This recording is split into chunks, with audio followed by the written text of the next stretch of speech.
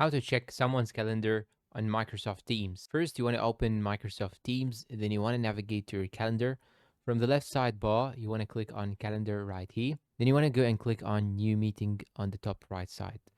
Once you click on new meeting, here you have this interface. Make sure that you can choose these two options right here, everyone on the top right side. Then add the title of your meeting, then enter the name or email, add the time, and choose if you want to repeat it or not, add the location, and type a small description about your meeting. Now, in order to see others' calendars, or in order to schedule a specific meeting that doesn't interfere with others' meetings or others' appointments, you just have to use something which is called Scheduling Assistant.